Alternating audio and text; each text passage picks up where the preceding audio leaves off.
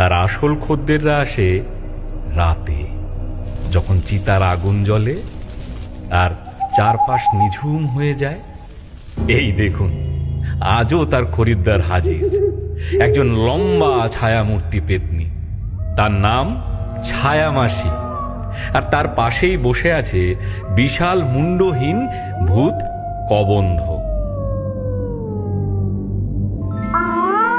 কি গন্ধ তোর ঘুগনির ভোলা! এই গন্ধটা না পেলে তো আমাদের আত্মার শান্তিই হয় না। মনে হয় যেন মরণের সব কষ্ট দূর হয়ে গেল। ঘ্রাণম, পরম ঘ্রাণম। ভোলা, তোর ঘুগনির কি ঘ্রাণ! আমার নাসিকা না থাকলেও সর্বাঙ্গে আমি এই ঘুগনির ঘ্রাণ অনুভব করছি। আরো আরো এক বাটি দে। দিচ্ছি দাদা, দিচ্ছি। তোমাদের ভালো লাগলেই আমার শান্তি। ভোলা কোনো সাধারণ ঘুগনি বিক্রেতা নয়। তার ঘুগনিতে এমন কোন জাদু আছে যা শুধু জীবিত নয়, মৃতদেরও আকর্ষণ করে। আর তার এই অদ্ভুত খদ্দেররাই তার দোকানের রক্ষক।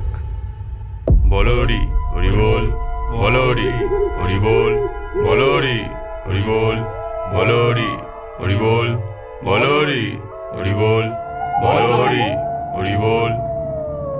হরিবোল ধ্বনি তুলে একদল লোক একটি মৃতদেহ নিয়ে শ্মশানে ঢুকল।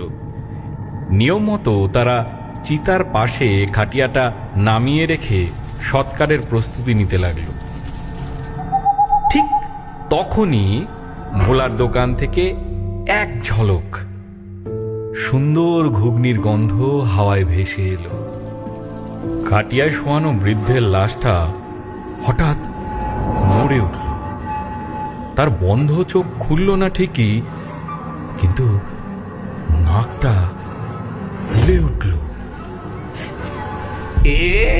এ কিসের গন্ধ! বহু যুগ এমন সুগন্ধ পাইনি। খিদে, বড্ড খিদে পেয়েছে। পরের মুহূর্তে এক ভয়ঙ্কর অথচ অদ্ভুত একটা ঘটনা ঘটল। বৃদ্ধের লাশ ধড়মড়িয়ে উঠে বসলো এবং টলতে টলতে ভোলার দোকানের দিকে হাঁটতে শুরু করলো। দাদু, দাদু তো উঠে পড়েছে!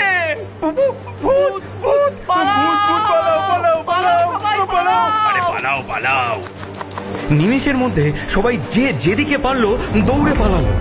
মৃতদেহটা সোজা ভোলার দোকানে এসে দাঁড়ালো।